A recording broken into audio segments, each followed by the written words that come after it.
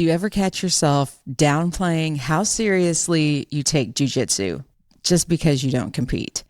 You show up consistently, train hard, and it still doesn't feel like enough. So today, we're digging into what that really means to take yourself seriously on the mat. Welcome to Beauty in the Gi, the podcast about jiu-jitsu and so much more. I'm Jen Eads, a purple belt, full of curiosity and questions about jiu-jitsu and so much more. And I'm AJ Clearman, a Brazilian Jiu-Jitsu black belt obsessed with Jiu-Jitsu. We have a listener-inspired topic today. Excellent. So shout out to Leanne, who sent us a question probably a few weeks back now. Well, you know. We made it. We get to them as quickly as we can. I'll kind of paraphrase the question to kick us off. How do I justify taking training seriously to myself? I don't want to compete, but I do want to be safe and be able to be taken seriously as a training partner. And at what point does size and strength come into play with all of this? So we have a lot to break down. So yeah, that is a very loaded question. Okay. Yeah, so much for a short episode. I'll do my best. Yeah. Let's just start out with, what does taking yourself seriously mean to you as a coach? I think it's training with purpose. Sometimes that's what people need competition for, right? Like that's where I always say my favorite part about competing is who I am leading up to the competition, like training more and eating better and all of those things. And, you know, maybe you're never taking the time to focus on your training if you're not competing. So I think you have to find some sort of purpose. And I am guilty of this. I am on the mat morning and night, multiple days a week, right? Mm-hmm. So it's easy to just be like, meh, I'll roll in the next class. I'll roll in the next class. I'm kind of sore today. I'm kind of tired, whatever. I'll roll in the next class. So it's really easy as the instructor to do that. It's also easy to crazy overtrain. So, balance. But for me, if I'm not competing, if I don't have a competition coming up, I have to find ways to train with purpose. Mm-hmm. And that might be, for example, my birthday was last week.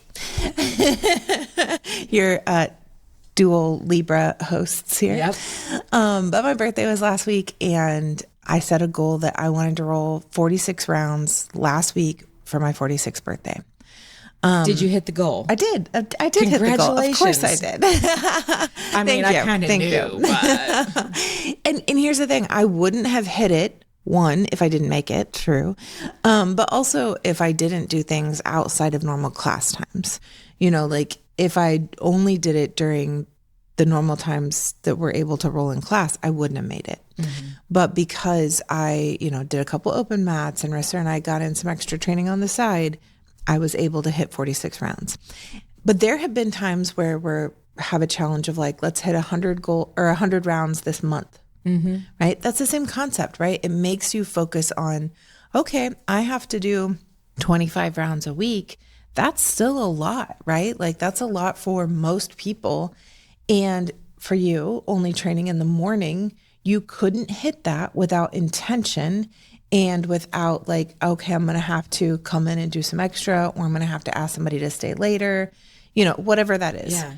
But I think, things like that. It could also be, you come in and you're like, I'm going to hit this sweep. I'm going to, you find a new move you want to work on, or I'm going to hit so many submissions tonight and rolling. I'm going to make someone tap 3 times, something like that. Mm-hmm. But I think the only way to make it to where the same thing isn't happening day in and day out is to have some sort of focus, some sort of goal to focus on.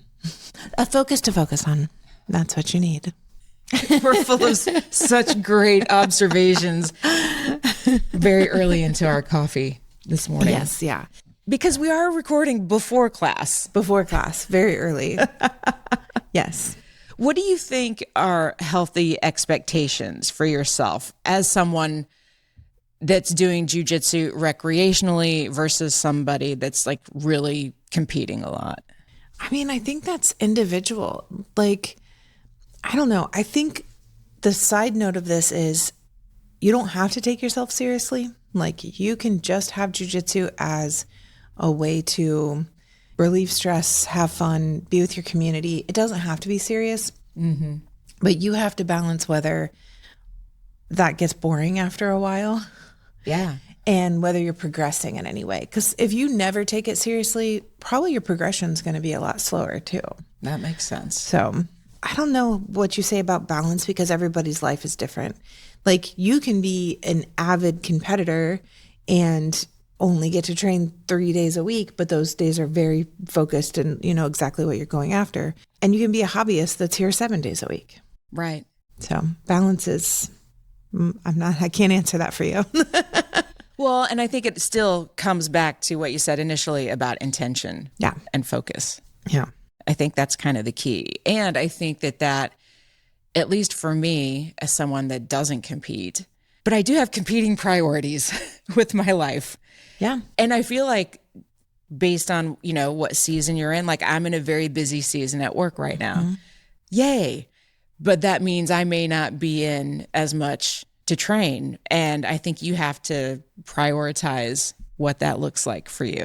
It just has to be okay. You know, like you have to know like this is where my life is right now. And, you know, maybe next month I'll be doing a ton of jujitsu or, you know, like it just always changes. It always ebbs and flows. I think so.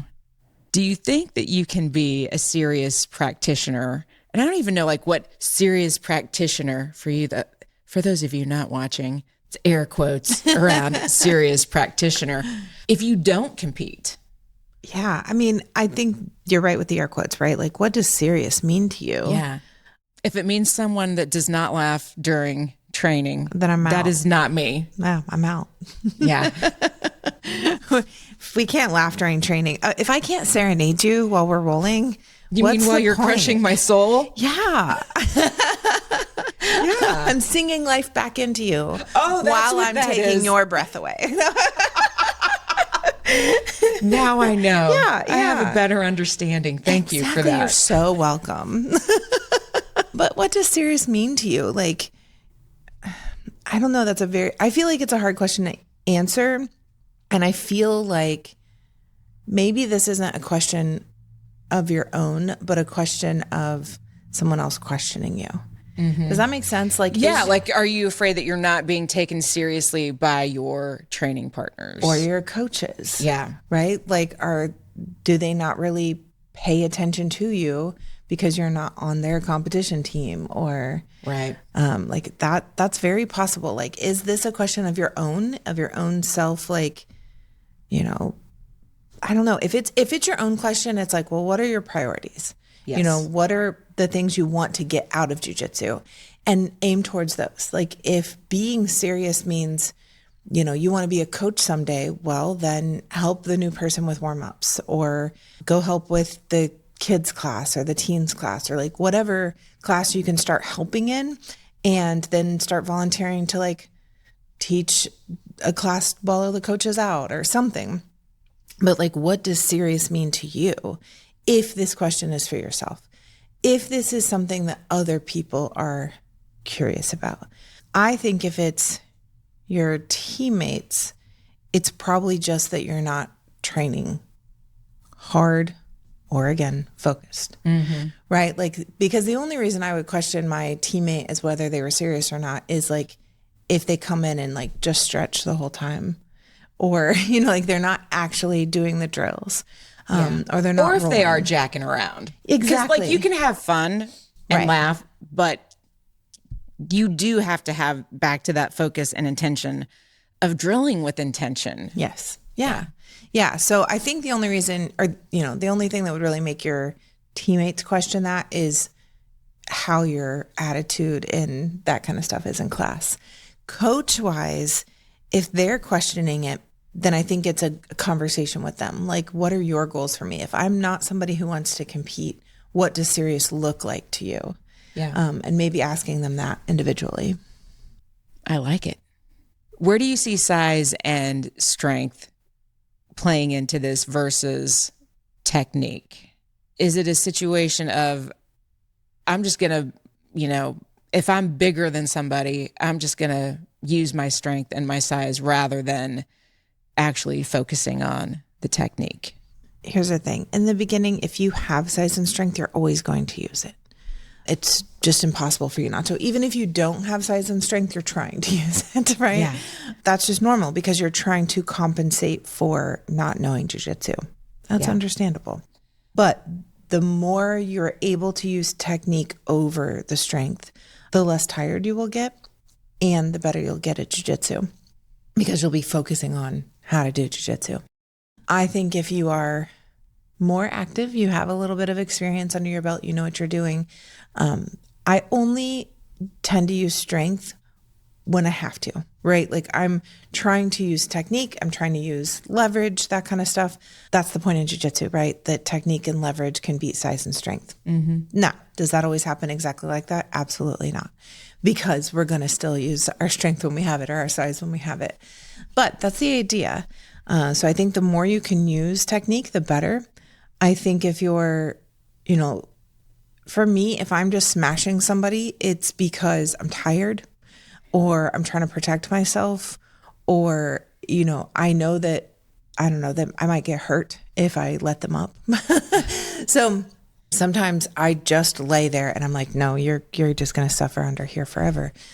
But most of the time I will get into that position and like secure my position and then move on because I'm trying to better my jiu-jitsu and better my partner's jiu-jitsu, not smash. Like I know I can stay and mount for 5 minutes. That's not what I'm here for, right? That doesn't benefit either of our jiu-jitsus unless your goal is, can I stay under your mount for 5 minutes and not die? Yeah. Like sometimes that's the drill. Sometimes it's like, can you just suffer under this and not give up? Okay. If you're on the smaller side and you're like, how can I be dangerous when I don't have the size and strength? A lot of times it's about speed. It's about flexibility, And like when I'm talking to bigger people that are afraid to use size and strength, I'm like, you know what? That person over there is not apologizing for using their flexibility and their They speed. never apologize. They never apologize. So they're going to use their attributes. I'm going to use mine. If I'm going with Stormy, I'm going to smash them because otherwise their like limbs are everywhere. And, so I'm like, I have to like slow them down. Yes. All of the limbs. Yeah. I think sometimes the flexible people just grow limbs. Exactly. Or, it's amazing skill. They can be so fast sometimes. And you're just like, how did you get there? Weren't you just over? Okay. All right. Yeah. But yeah, so I think if you're worried about the size and strength thing from the smaller person's aspect, figure out what you can do that they can't always and use those attributes. Yeah, for sure. I think too, some of that, going back to something you said about like not just staying there in the same position, that makes me bananas. Yeah. It has made me better though about trying to get them to move and create things. Yeah. But I think it's kind of a conversation too of, especially if you know that person is competing, what can you do to help them? So if they're under you or on top of you? Just in general, like maybe even before the round starts. Yeah. Well, and like sometimes it's asking like, what are you looking for in this round? Like when Marissa and I come in and we do 10 rounds with each other, the whole time, every round is a conversation. You want more? You want less? You want something different from me? Now that's a higher level, right? Like that's not always something that people are capable of doing. But if you can ask, like, what are you struggling with? What do you want to work on? Do you want me to start mount and you have to escape that? Do you want me to, do you want to start on mount because you're having trouble maintaining it? So it can be a conversation, but it has to be a quick one. This is something I'm really struggling with lately in our classes is it's a 5-minute round. So don't take the entire minute after the round to talk about the round because then you don't have a new partner, especially in a bigger class when like everybody else switched up and now you two are still together. And you don't have that time before the next round to be like, what do you want? So like those questions or, those conversations have to be a little faster. Yeah. Does that help? That helps. Excellent. I want to know if it helped our friends that are listening. So let us know.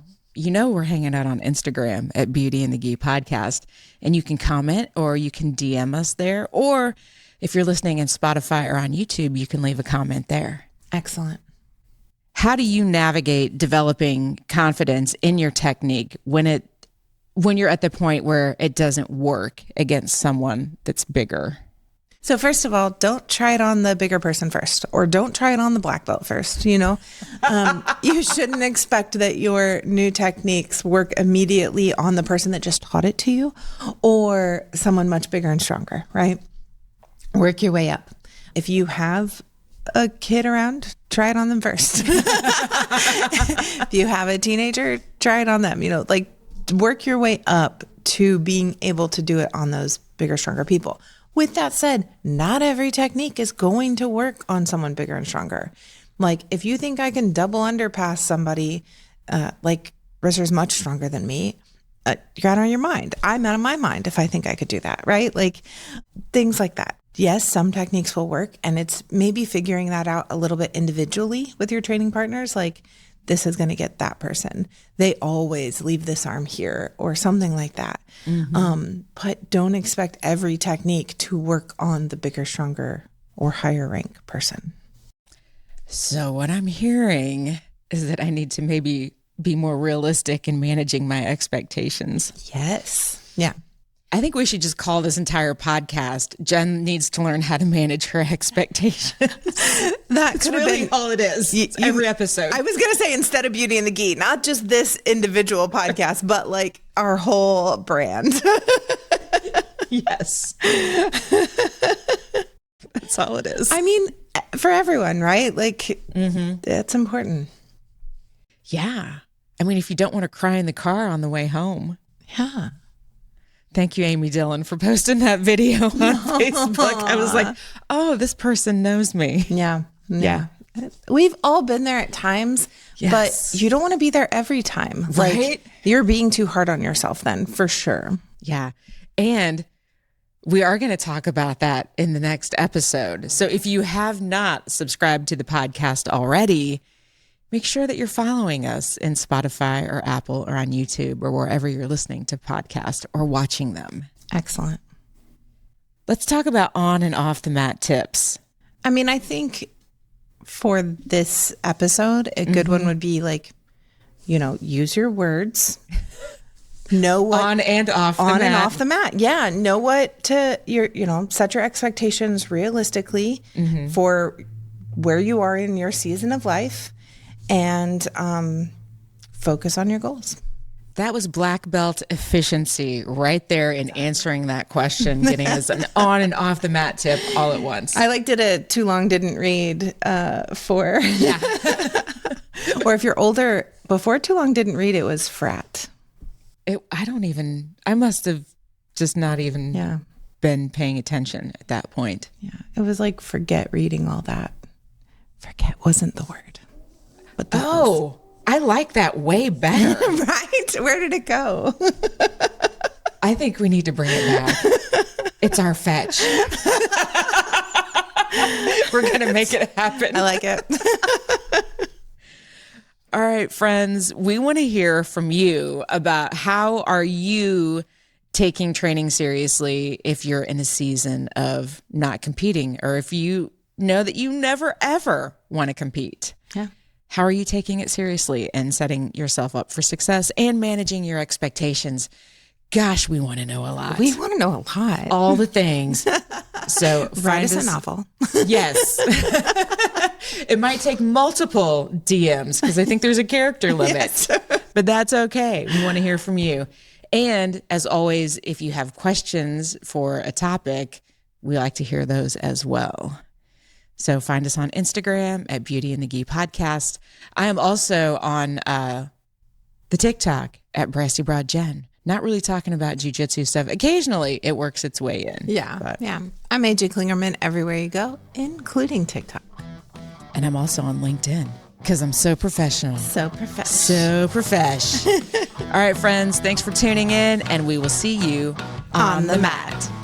Beauty and the Gi is a production of the Brassy Broadcasting Company. And brought to you by Role Model Grappling.